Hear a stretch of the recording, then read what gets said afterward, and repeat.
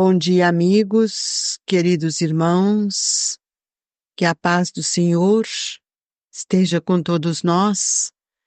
Nós vamos hoje dar início ao item 11 do Evangelho, no capítulo 16º, não se pode servir a Deus e a Mamon, no emprego da riqueza. Não podeis servir a Deus e a Mamon.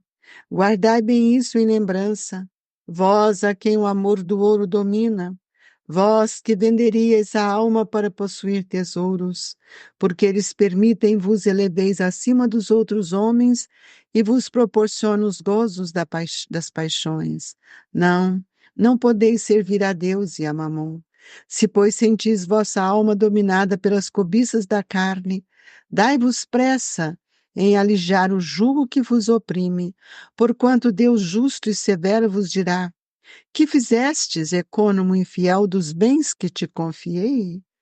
Esse poderoso móvel de boas obras, exclusivamente o empregastes na tua satisfação pessoal. Qual então o melhor emprego que se pode dar à riqueza?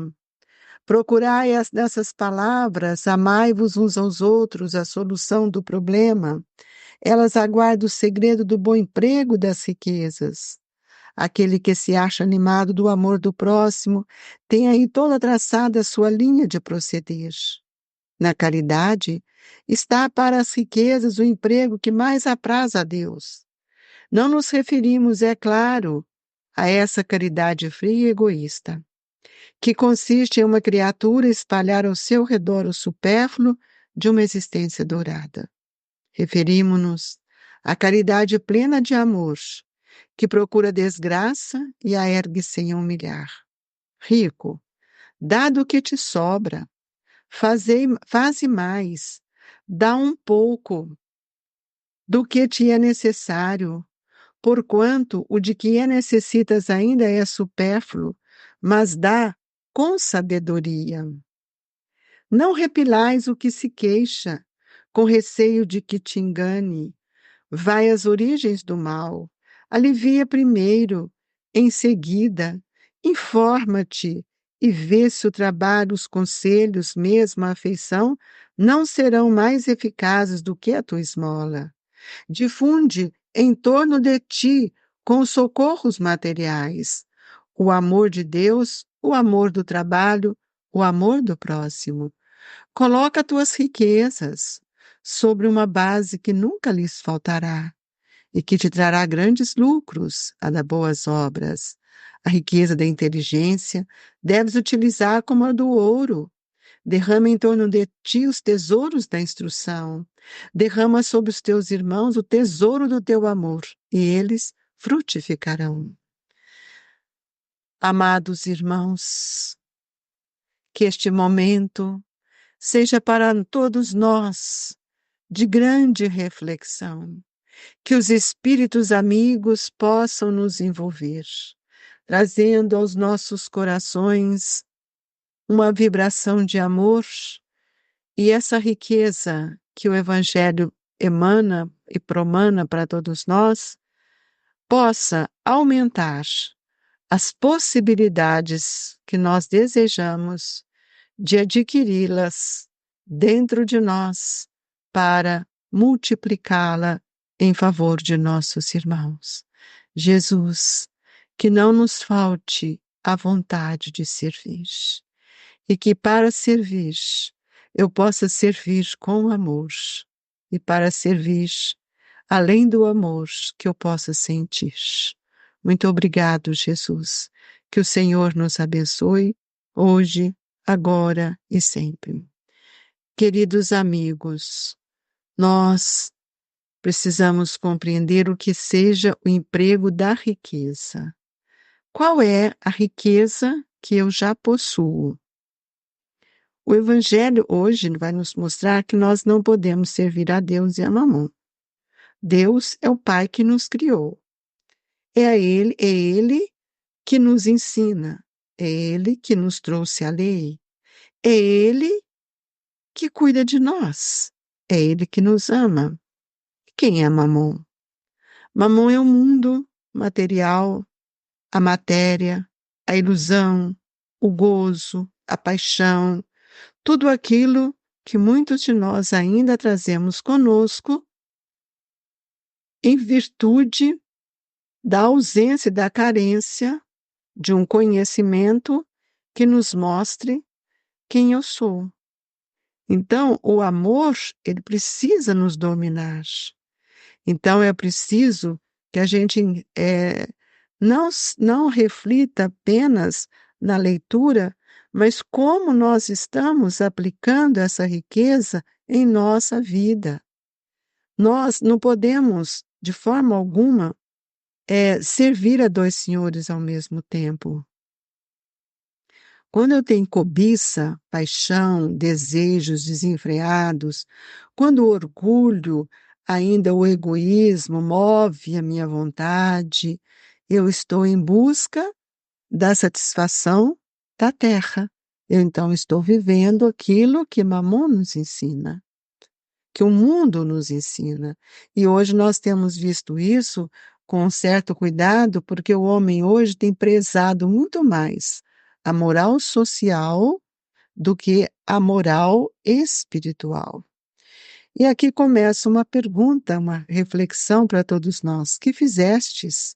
Que fizeste? Econômo infiel dos bens que te confiei? Esse poderoso móvel de obras exclusivamente, de boas obras exclusivamente, o empregastes na tua satisfação pessoal? O que Deus nos confiou? Reflita, meus irmãos, o que Deus nos confiou? Nos deu a inteligência, nos ampliou a razão, temos pensamento, somos capazes de termos sentimentos, de sentir. Já conhecemos a consciência onde as leis estão instaladas em nós, reconhecemos o papel do livre-arbítrio, mas também reconhecemos que todo o nosso passado, tudo aquilo que já amealhamos, faz parte também da nossa memória. E temos um tesouro que nós precisamos entender, que é a riqueza do Evangelho em nossa vida. É aquilo que Jesus nos trouxe: amai-vos uns aos outros, como Ele nos amou. E nós temos tido grande dificuldade para entender esse amor, porque, na verdade, nós não vivenciamos o amor. Nosso amor ainda é egoísta. É um amor de recompensa, é um amor de troca. Então, na caridade está a maior riqueza que nós precisamos, porque aquele que pratica o bem em favor do seu irmão, ele está empregando tudo aquilo que ele tem recebido de Deus. Então, nós temos que ver que não é essa caridade fria e egoísta do dar, e que muitas vezes humilhamos como a esmola, mas é que nós precisamos repartir aquilo que está à nossa volta, com aqueles que estão à nossa volta.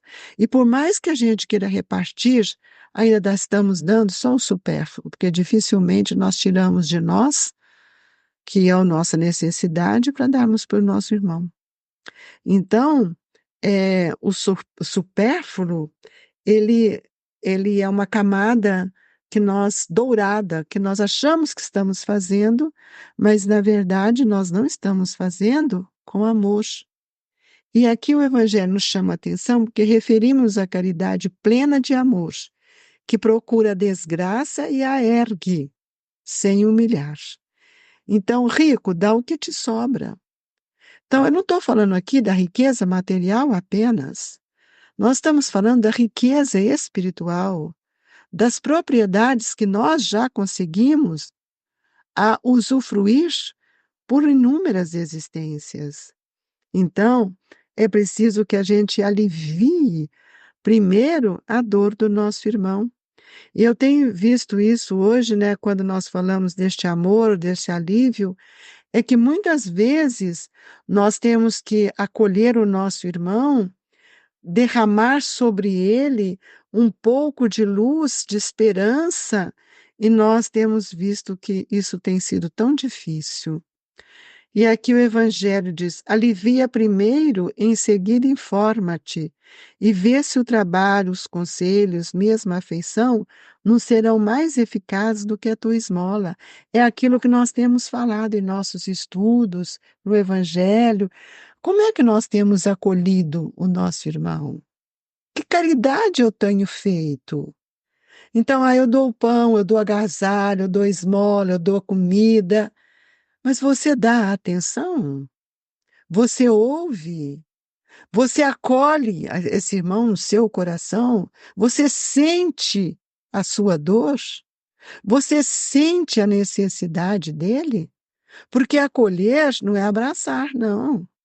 Não é receber na porta da casa espírita ou no seu lar, aonde na rua, onde estivermos, e dar um abraço e perguntar como vai, e ali dar um abraço, desejar a melhor coisa para ele e ir embora. Isso não é acolhimento. Acolhimento é abrir o coração para atender a necessidade deste irmão. E como eu vou atender? Com o conhecimento que já tenho, com as virtudes que já consegui, para que eu possa envolver este irmão em um trabalho que Jesus nos ensinou, dar a mão a ele. Então, colocar na mão dele as minhas riquezas, que são as obras que eu já construí.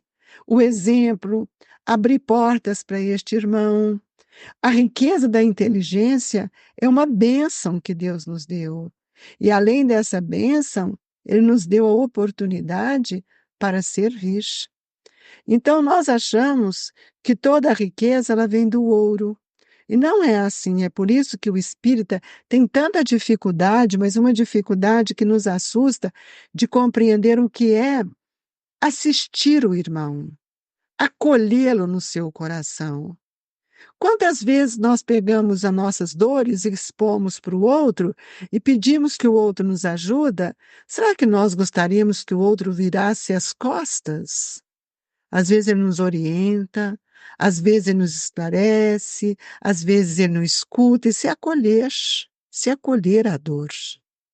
E aí, quando nós vamos acolher, nós podemos também oferecer para ele os nossos préstimos de amor, de conhecimento, convidando-o para estar conosco numa assistência fraterna, quando nós vamos ouvir, quando nós vamos sentir, quando nós vamos pedir ajuda espiritual para nossas intuições, para que a gente possa conduzi-los a um estudo, abastecer este irmão de esperança.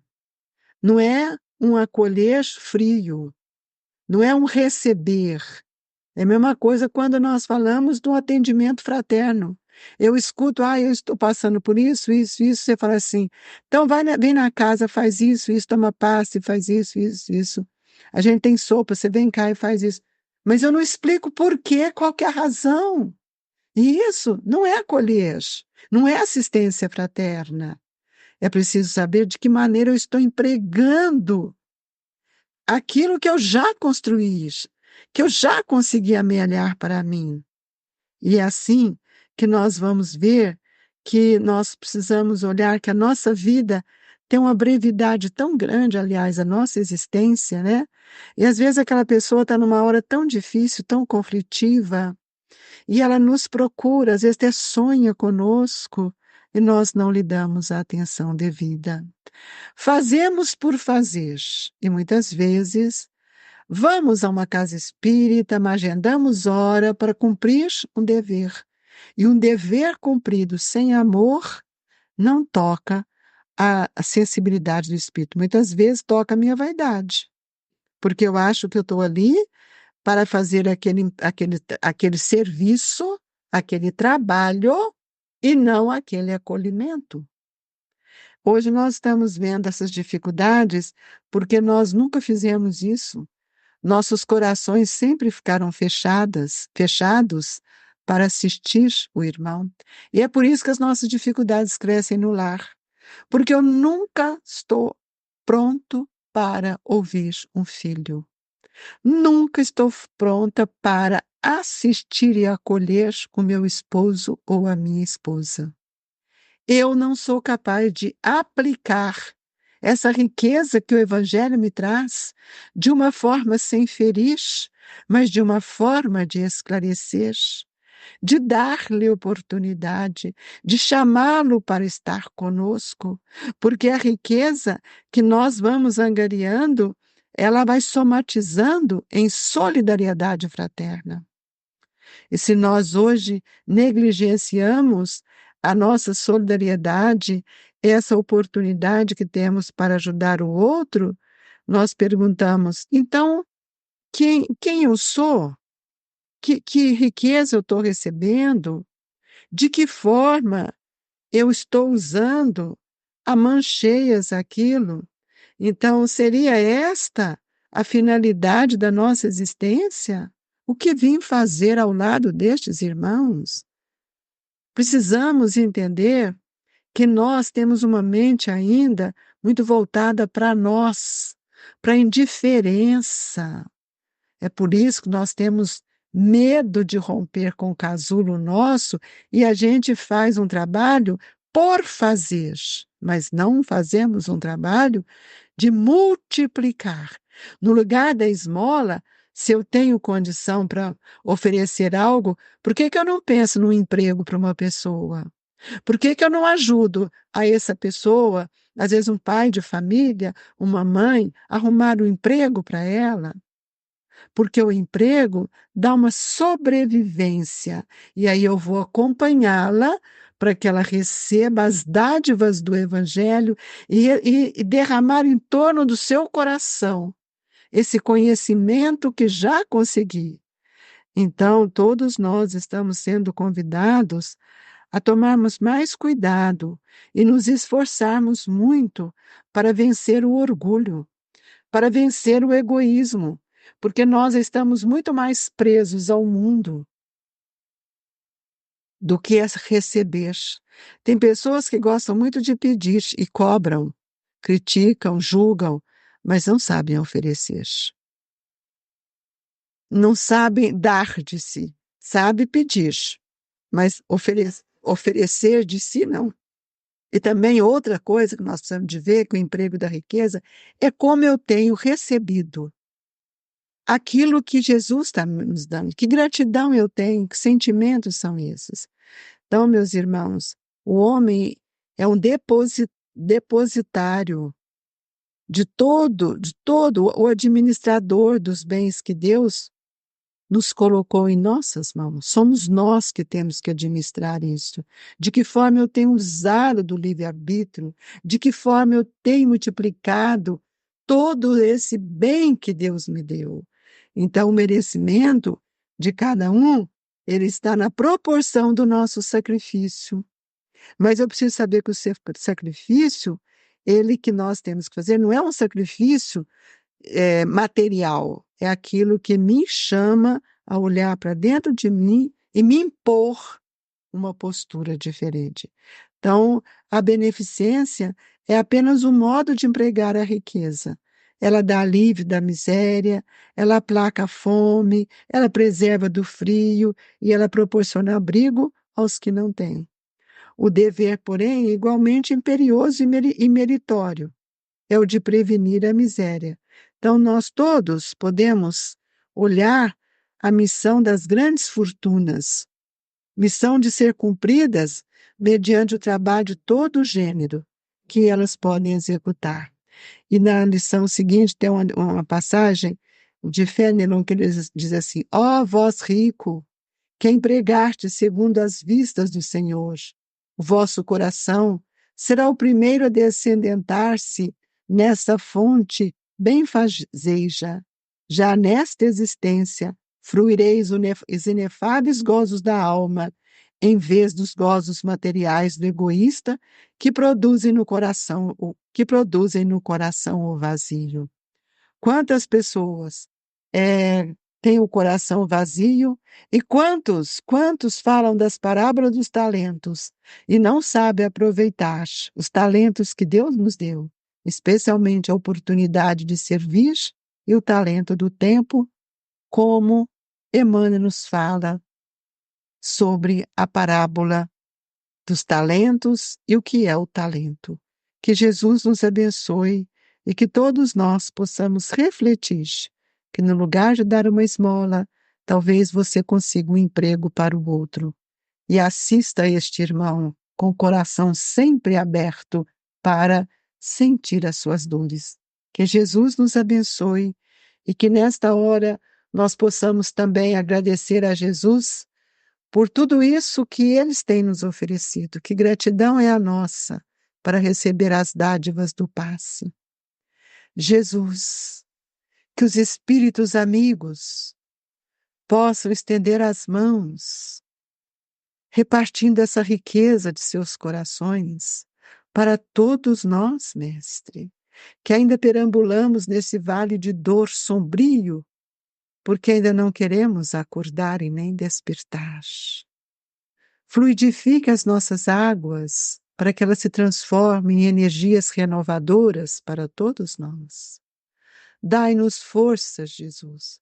Olhe pelos aflitos, pelos doentes, por todos aqueles que passam em dor, pela dor, tanto no mundo espiritual quanto aqui na terra. Obrigado, Jesus. Muito obrigado.